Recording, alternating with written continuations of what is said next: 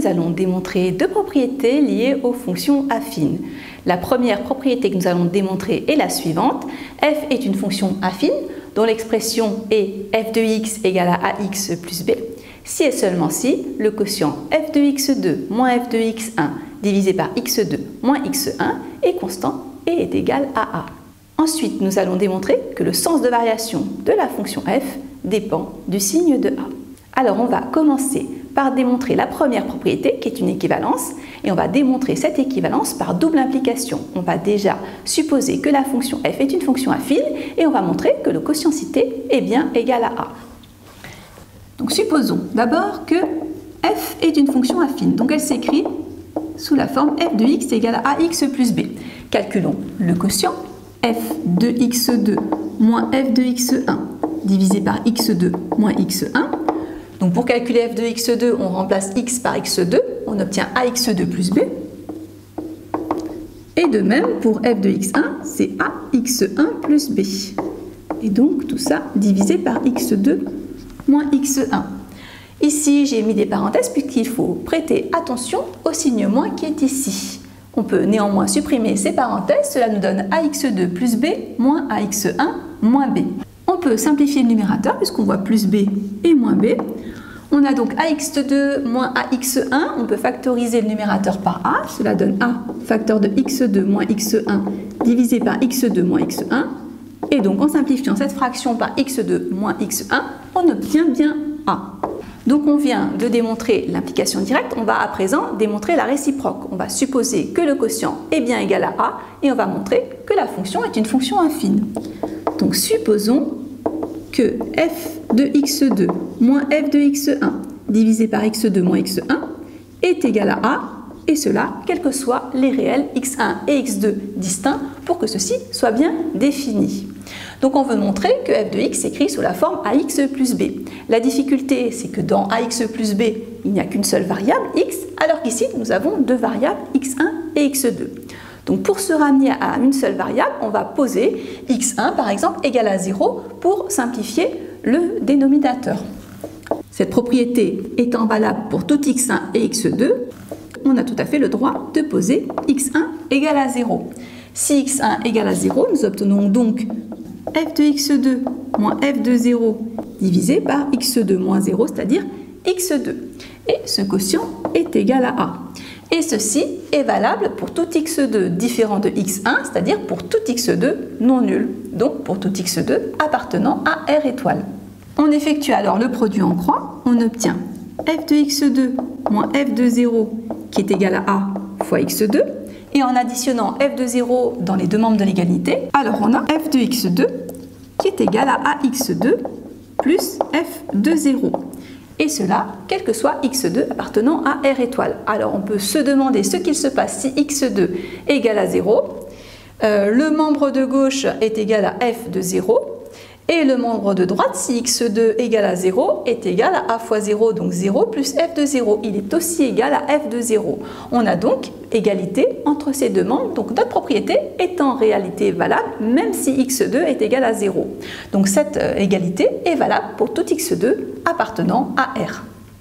On peut donc dire que pour tout x appartenant à R, f de x égale à ax plus f de 0. Et il suffit à présent de poser f de 0 égale à b pour obtenir une expression de la forme f de x égale à ax plus b, qui est l'expression d'une fonction affine. Donc nous venons de démontrer maintenant la réciproque de cette propriété.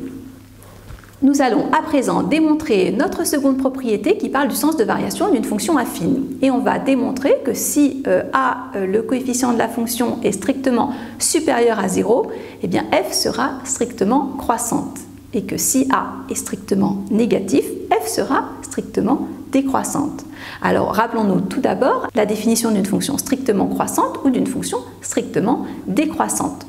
Une fonction f est strictement croissante si pour tout réel x1 et x2 tel que x1 est strictement plus petit que x2, on a f de x1 plus petit strictement que f de x2. Les signes ici sont les mêmes. Au contraire, pour montrer qu'une fonction est strictement décroissante, eh bien, il faut que pour tout réel x1 et x2 tel que x1 est strictement plus petit que x2, on ait f de x1 qui soit plus grand strictement que f de x2. Et donc ici, les signes plus petits et plus grands sont inversés. Donc pour démontrer qu'une fonction est croissante et décroissante, il faut comparer les images de deux réels par la fonction f. Et pour comparer f de x1 et f de x2, eh bien, il suffit d'étudier le signe de leur différence. Montrer que f de x1 est plus petit que f de x2, ça revient en fait à montrer que f de x2 moins f de x1 est strictement positif. Et donc, on va utiliser pour démontrer que la fonction est strictement croissante ou décroissante la propriété qu'on a vue précédemment qui reliait les fonctions affines au quotient dans lequel on trouvait f de x2 moins f de x1. Donc on se rappelle que si f est une fonction affine de la forme f de x égale à x plus b, nous aurions f de x2 moins f de x1 divisé par x2 moins x1 qui serait égal à a si x1 et x2 sont deux réels distincts. Par produit en croix, on obtient une équivalence avec f de x2 moins f de x1 qui est égal à a facteur de x2 moins x1. Et on a vu que pour démontrer qu'une fonction est strictement croissante ou décroissante, il faut supposer un certain ordre entre x1 et x2. Donc on va supposer ici que x1 est strictement plus petit que x2.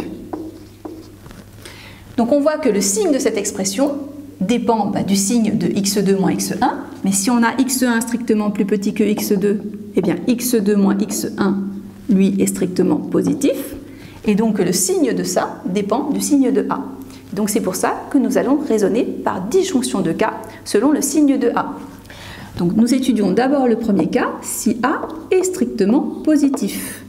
Donc si a est strictement positif, on a donc a positif, x2 moins x1, on l'a supposé positif, donc dans ce cas-là, f de x2 moins f de x1 est strictement positif, ce qui signifie que f de x1 est strictement plus petit que f de x2. Donc on a montré que le signe ne changeait pas et que donc f est une fonction strictement croissante. Deuxième cas, si a est strictement négatif, cette fois, on a f de x2 moins f de x1, donc qui est égal à a négatif, x2 moins x1, on a supposé positif, donc on obtient ici un nombre négatif. Et donc c'est équivalent à dire que f de x1 est cette fois supérieur à f de x2. Donc on voit ici que les signes ont été modifiés. Donc on vient de démontrer que si a est strictement négatif, la fonction f est strictement décroissante. Dans cette vidéo, nous venons de démontrer deux propriétés liées aux fonctions affines. Nous avons démontré tout d'abord que f est une fonction affine dont l'expression est f de x égale à ax plus b, si et seulement si le quotient f de x2 moins f de x1 divisé par x2 moins x1 est égal à partir du moment où les réels x1 et x2 sont différents. Et pour démontrer cette équivalence, on a procédé par double implication. Alors on peut se demander ce que représente ce quotient. Si on trace la représentation graphique de la fonction f, qui est une droite, et que l'on place sur cette droite deux points d'abscisse x1, x2 et d'ordonnées f de x1, f de x2, le quotient en fait correspond à la différence des ordonnées de ces deux points divisé par la différence des deux abscisses de ces points. Et on peut ainsi retrouver facilement le coefficient a d'une fonction affine par cette méthode.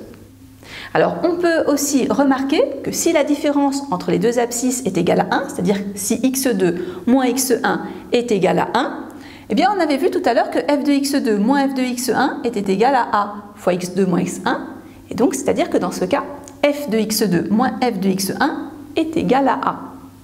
Et donc si a est positif, on va avoir f de x2 qui est supérieur à f de x1, et dans ce cas-là, la fonction est bien croissante, strictement.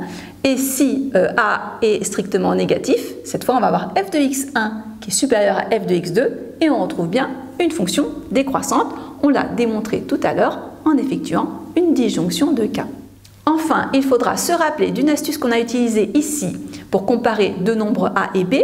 Pour comparer ces nombres, il est souvent plus facile de déterminer le signe de leur différence. Si par exemple on vous montrait que b est supérieur à a, eh bien il est souvent plus facile de démontrer que b moins a est supérieur strictement à 0.